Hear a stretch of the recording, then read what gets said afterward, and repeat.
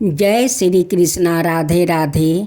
आज आप सभी ने श्रवण करेंगे सोमवार की व्रत कथा, साथ में शिव जी की आरती। आज आप सुनेंगे शिव जागरण का फल। कपिलपुरी में यज्ञचत नाम का एक ब्राह्मण रहता था। उसे एक पुत्रा उत्पन्न हुआ जिसका नाम उसने गुणनिधि रखा। बालक बड़ा बुद्धिमान और चतुर था। 8 बरस की छोटी सी आहू में ही उसने बहुत सी विद्याओं सीख लिया था, परंतु वो कुकर्म में पड़कर अपने धर्म और कर्म से भटक गया। वो जुआरू खेल कूद में संघन और गाने बजाने वालों का साथी बन गया।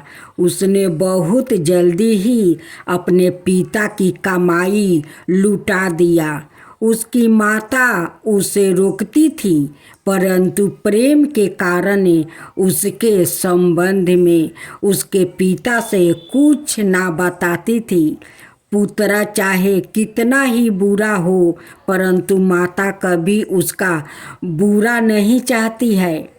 यज्ञचत जब कभी भी घर आकर अपनी पत्नी से गुणनिधि के बारे में पूछता कि इस समय गुणनिधि कहाँ है, तो वो सादा झूठ बोल देती थी और कह देती कि घर से बाहर गया हुआ है, या तो वो कहीं स्नादि कर रहा होगा या देव मंदिर में बैठकर भगवान का पूजा कर रहा होगा। और असली भेद ना जानते हुए उसने गिरहा सूत्र के अनुसार गुणनिधि का विवाह भी कर दिया। विवाह हो जाने के पश्चात यज्ञचत की पत्नी सादा पुत्रा को समझाती कि तुम्हारे पिता बड़े महात्मा है।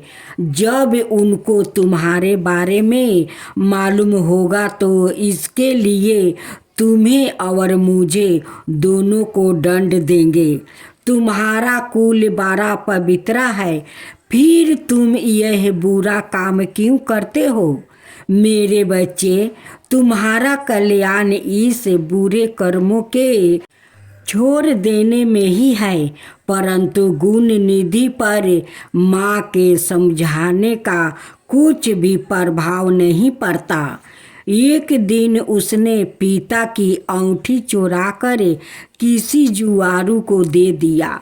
जब यज्ञचत ने उस जुआरू से पूछा कि यह अंगूठी उसके हाथ में कैसे आई है, तो जुआरू ने यज्ञचत से कहा कि उसने उनकी अंगूठी नहीं चुराई।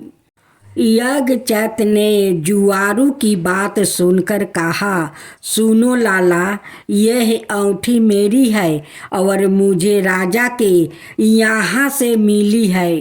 तुम झूठ बोलकर इसे अपनी ना बनाओ, परंतु यह बताओ कि यह अंगूठी तुम्हारे पास कैसे आई है। यज्ञचत की बात सुनकर जुआरू को क्रोध आ गया। उसने गरज कर कहा, जो सच सुनना चाहते हो तो ध्यान पूर्वक सुनो। यह अंगूठी तुम्हारे पुत्र गुणनिधि ने मेरे पास जुए में हारी है। उसने यही अंगूठी ही जुए में नहीं हारी, बल्कि आज तक जुए में बहुत से साधन चोरा कर हारा है। आप जितने ही साधु धर्मात्मा है, आपका पुत्र उतना ही बड़ा बदमाश है। आप इतने बड़े विद्वान होते हुए भी आज तक अपने पुत्र की करतूतों को नहीं जान सके। जुआरू की बात सुनकर यज्ञचत का लाज के मारे बुरा हाल हो गया। ओ लाज के मारे अपना मुंह के धापे हुए और सिर झुकाए हुए अपने घर पहुंच गया और घर आने के साथ ही अपनी पत्नी से पूछा कि गुण निधि कहाँ है और वो औंठी कहाँ है जो कि उस दिन तूने उबटाता करते मेरे हाथ से ले ली थी। यज्ञचत की बात सुनकर उसकी पत्नी ने उत्तर दिया, ओ औंठी मैंने यही कहीं रख दिया है, अब मुझे याद नहीं आ रहा कि कहाँ राखी थी। स्त्री की बात सुनकर यज्ञचत ने कहा, तू झूठी हो। जब कभी मैंने तुमसे गुणनिधि के बारे में पूछा है तुमने मुझसे बात बनाकर टालने की कोशिश किया है। अच्छा तुम औंठी की बात जाने दो और मुझे बताओ कि घर का अनाए बहुमूल्य सामान कहाँ है। ना जाने मेरे किन पापों के कारण मेरे यहाँ ऐसा पुत्र उत्पन्न हुआ है। फिर जब उसने घर का दूसरा कीमती सामान देखा तो मालूम हुआ कि सभी मूल्यवान वस्तु गायब है। तब यज्ञचत ने हाथ में जल लेकर पत्नी और पुत्र को तिलांजलि दे दिया और एक ब्राह्मण की कन्या अपना दूसरा विवाह भी कर लिया। जब गुणनिधि को मालूम हुआ कि उसके पिता पर सारा भेद खुल गया है और उसे और उसकी माँ को तिलजीली दे दिया है तो उसको बड़ा दुख हुआ। वो अपनी करनी पर पछताने लगा।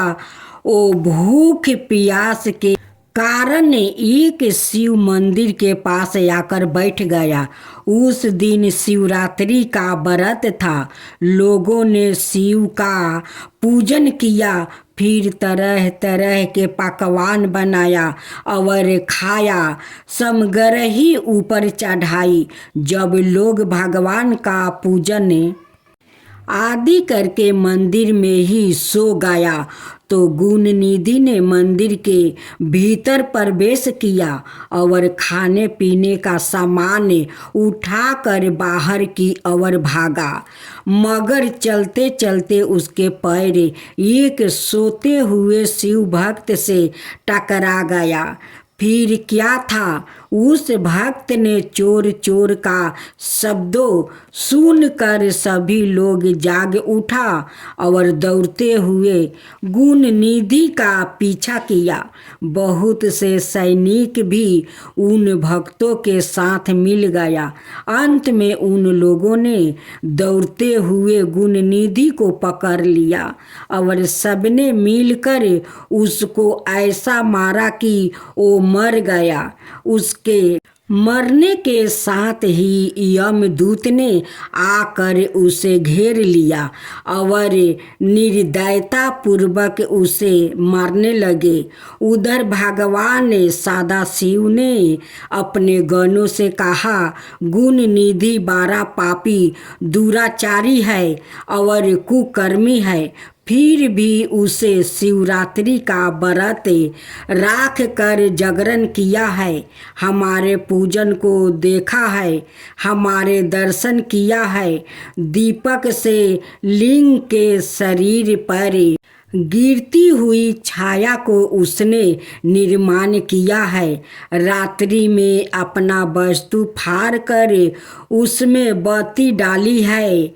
प्रसंग बस इसने हमारे गुणों का श्रवण किया है और ऐसे ही और धर्म कार्य किया है। अत वो हमारे लोक को आएगा। उसके पश्चात वो कलिंग देश का राजा होगा। तुम लोग वहाँ आकर गुणनिधि को यमदूत के बंधन से मुक्ति करो, क्योंकि हमने उसे अपना लिया है। आताए भगवान श्री सदा शिव की आज्ञा पाकर विमान पर बैठकर शूलधारी उसके पार्षद भी घटना स्थल पर आ पहुंचा और बोला, यमराज के गणों, तुम अब इस परम धर्मात्मा ब्राह्मण को छोड़ दो, क्योंकि अब इसमें कोई पाप शेष नहीं रहा। यमदूतों ने भगवान श्री सदाशिव पार्षदों से कहा, यह तो आपकी आज्ञा हमारे लिए सिर माथे पर है, मगर यह तो दुष्ट महापापी कुकर्मी मांस और मदिरा का प्रयोग करने वाला पर स्त्री और वेश्यागामी माता पिता की आज्ञा न मानने वाला चोर और जुआरू है।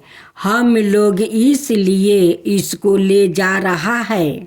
यमदूतों की बात सुनकर शिव के पार्षदों ने कहा, तुम मूर्ख हो, यह ब्राह्मण पापी नहीं है।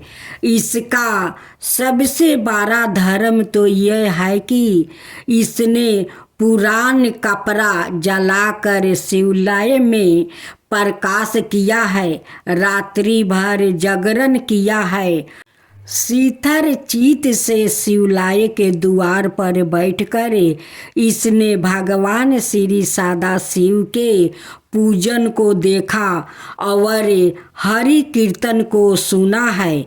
इसलिए भगवान श्री सदाशिव की इच्छा अनुसार यह राजा बनाया जाएगा।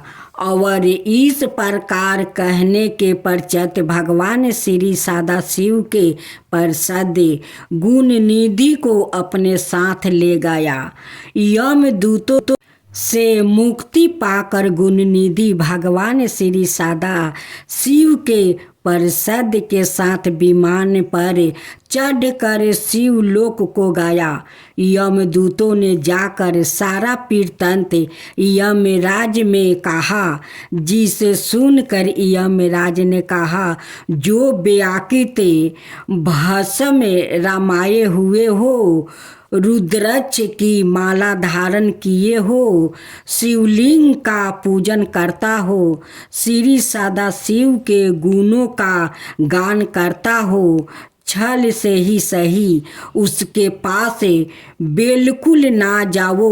यमराज ने भगवान श्री सदाशिव को प्रणाम करके कहा, आप इस अनजाने दोष को क्षमा कर दिया।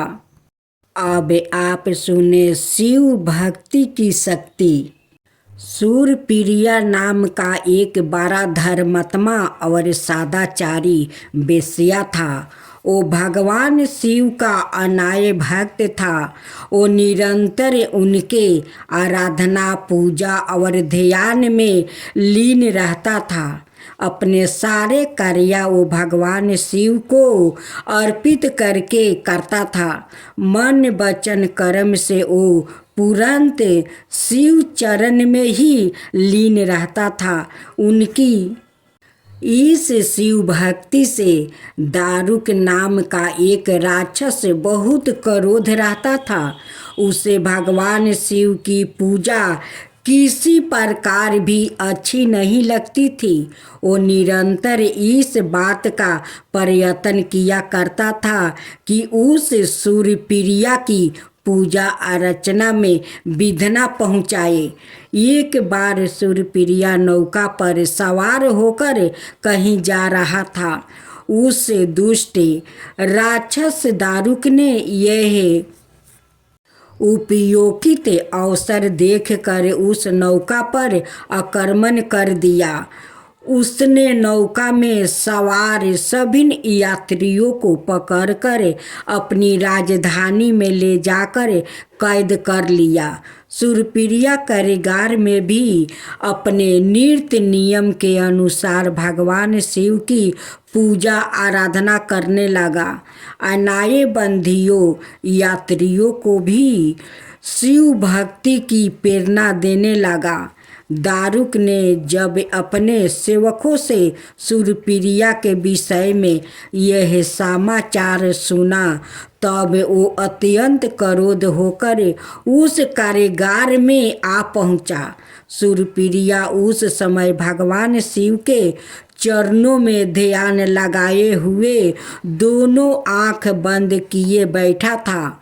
उस राक्षस ने उसकी यह मुद्रा देखकर अत्यंत भीषण स्वर में उसे डांटते हुए कहा, अरे दुष्ट बेश्या, तू आंखें बंद करे इस समय यहाँ कौन से उपद्रव और षड्यंत्रों करने की बात सोच रहा है।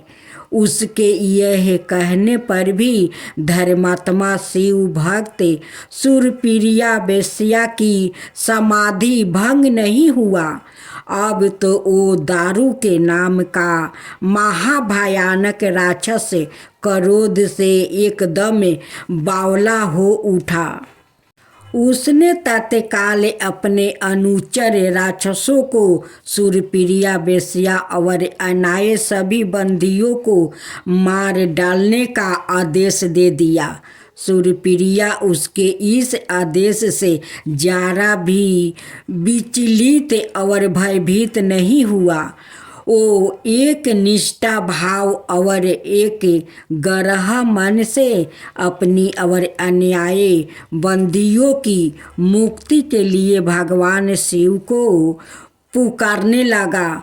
उसे यह पूर्ण विश्वास था कि मेरी आराधना भगवान शिव जी इस विपत्ति से मुझे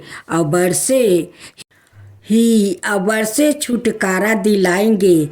उसकी प्रार्थना सुनकर भगवान शंकर जी तत्क्षण उस कारागार में एक ऊंचे स्थान में एक चमकते हुए सिंहासन पर स्थित होकर ज्योतिर्लिंग के रूप में प्रकट हो गए। उन्होंने इस प्रकार सुरप्रिया को दर्शन देकर उसे अपना पाशुपत अस्त्र भी प्रदान किया। उस अस्त्र से राक्षस दारू के और उसके सहायकों का वध करके सुरप्रिया शिव धाम को चला गया। भगवान शिव के आदेश अनुसार ही इस ज्योतिर्लिंग का नाम नागेश्वर पड़ा। महादेव तुम्हारे चरणों का जब हमको ठिकाना हो जाता तो संकट सारे मिट जाते, निर्वाह हमारा हो जाता। महादेव तुम्हारे चरणों का इस भावर में अटकी है नैया, मलहा तुम ही हो। गुरुबार थोड़ी सी मदद जो कर देते नैया भी किनारे हो जाता।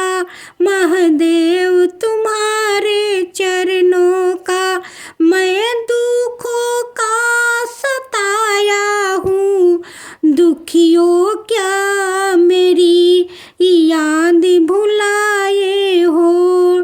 प्रभु मेरे दुखों को हर लेते, जिनका सहारा हो जाता।